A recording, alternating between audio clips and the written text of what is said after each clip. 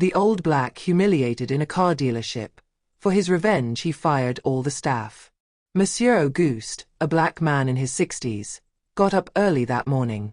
He put on his wool coat, a little old, but well-maintained, and his black boots, shiny with the years. His gaze, aged but still as lively, carried within it the story of his years of struggle and resistance. A former philosophy professor, he had worked all his life with the conviction that knowledge and dignity were the most powerful weapons. Today, however, he was about to go to a luxury car dealership, a place he never imagined he would frequent. But this visit had a very particular reason. Monsieur Auguste was not there to buy a car.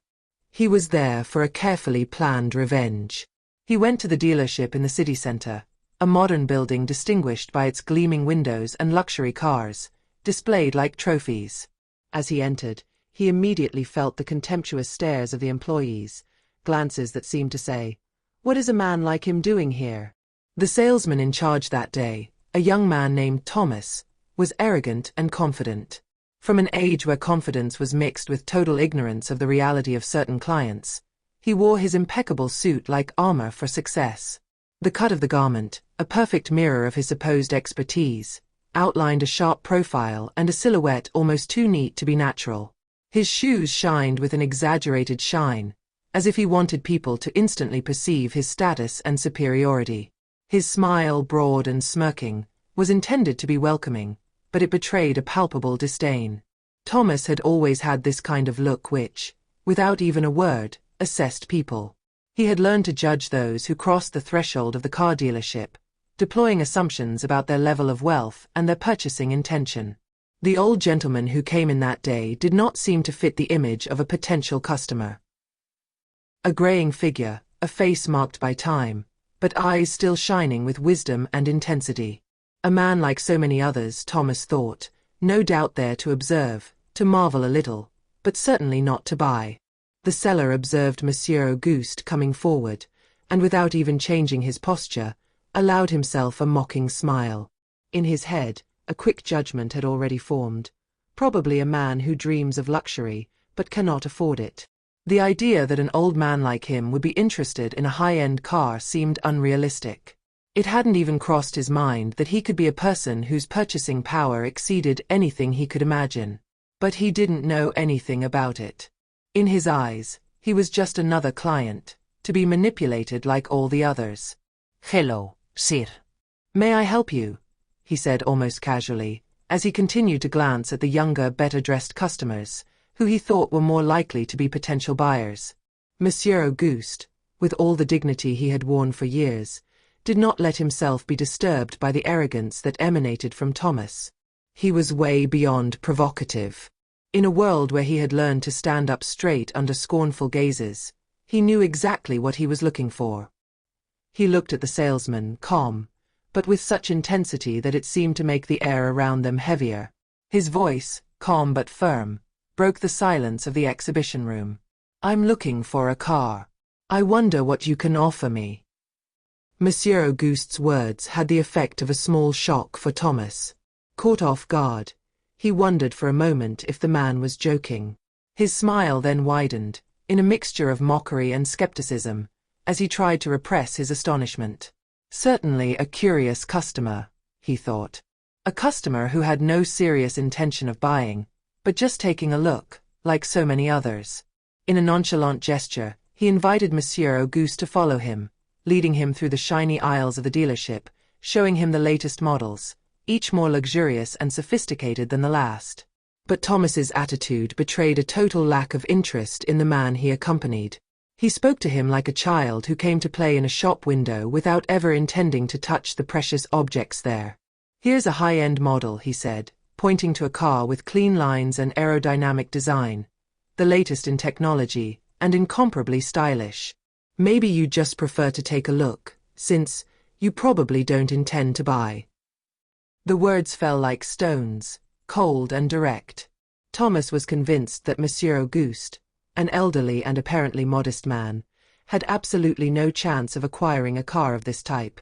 What he didn't know was that Monsieur Auguste had an intimate knowledge of money, business and power, much more than he did. But at this precise moment, Auguste remained unmoved. He gently stroked the leather steering wheel of a model he had chosen not by chance, but because he had always known exactly what he wanted. His fingers brushed the texture of the leather, the smell of the modern car mixed with that of the memories he had carried with him throughout his life. It was not the love of vehicles that guided him, but the need to make this arrogant and flippant man understand that he was much more than a silhouette in a window. He turned slowly towards Thomas, his eyes boring into those of the seller with an intensity that made the young man waver. His words, as cold as they were firm, stood in space like an irrefutable truth. "I'm going to buy this car. And no, I'm not here to watch." Thomas's response was instantaneous. He raised an eyebrow, almost amused by what the old man had just said. The mocking grin on his face did not disappear, but a doubt was beginning to settle into his thoughts. "Really?" he replied in a mocking tone. "You see, sir, we have customers who are much more, let's say, used to these kinds of cars. I doubt you're in that category." It was the last straw. Provocation disguised as doubt, arrogance disguised as thoughtfulness. The young man, totally imbued with the idea that the appearance of things dictated their reality, had crossed the line. Monsieur Auguste, in all his silent grandeur, observed the seller for a moment, measuring his words before responding. There was no anger in his voice, but an implacable conviction. "I assure you, I am exactly in that category. The price is not the problem, your attitude is." The seller, at that moment, understood that he had perhaps gone too far, but his pride prevented him from going back. He then turned to his manager, who was nearby, to ask his opinion on the situation. The manager, a tall, imposing man named Gerard, walked towards them with an expression of disdain. "What's going on here, Thomas?" Gerard asked, casting a quick glance at Monsieur Auguste. "You let a client get lost in your advice." Thomas, trying to hide his discomfort, explained that the man seemed like an indecisive customer, that he probably wasn't serious. The manager looked at Monsieur Auguste for a moment, and his gaze darkened. He had heard about this type of customer, these people who arrived at the dealership without really having the means to buy, to waste everyone's time. Gerard also didn't have much respect for older men, especially those who weren't dressed properly. "I'm afraid it's a waste of time, sir. Perhaps you should try elsewhere," Gerard said with calculated coldness. Monsieur Auguste, however, remained calm, his face impassive, but behind his eyes shone a flame of cold anger.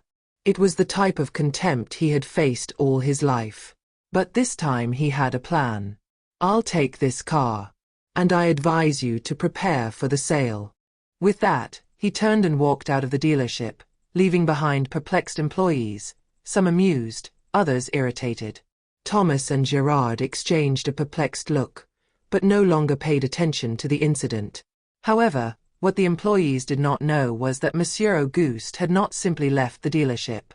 He had activated his network of contacts, lawyers and influential people in the city, to prepare the ground. He knew that the contempt he had suffered was just one example of how men of his color were treated in places like this. Within hours, Mr. Auguste had organized a meeting with the owner of the dealership, a powerful man in business, and had put in place a series of measures that would change the balance of power in this establishment. The next day, Monsieur Auguste arrived at the dealership, accompanied by a renowned lawyer and some influential witnesses. He entered the office of the owner, who was surprised to see him return. Before he could even ask what was happening, Monsieur Auguste spoke, calmly, but firmly. "I have not come to buy a car. I have come to inform you that I have made the decision to revoke your operating license and to cancel all transactions at this dealership unless you immediately carry out a complete overhaul of your staff. What you saw today was not an ordinary customer, but a man who will not tolerate humiliation. I have proof of the way you have treated your customers, and I can guarantee that the situation will change." The owner, stunned, could not react. Monsieur Auguste had prepared his move with perfect meticulousness. Not only did he have evidence of racial discrimination and personnel mismanagement, but he also had influential contacts in the city ready to back him. The episode became a media sensation. A few days later, The car dealership was under investigation, and the entire sales team, as well as managers, were fired. New management was put in place, and an awareness campaign on racial discrimination was launched, inspired by the action of Mr. Auguste. The old man never bought the car. But he had gotten his revenge, and he had gotten it in the most elegant way possible. He had shown once again that dignity and wisdom could overthrow even the greatest powers.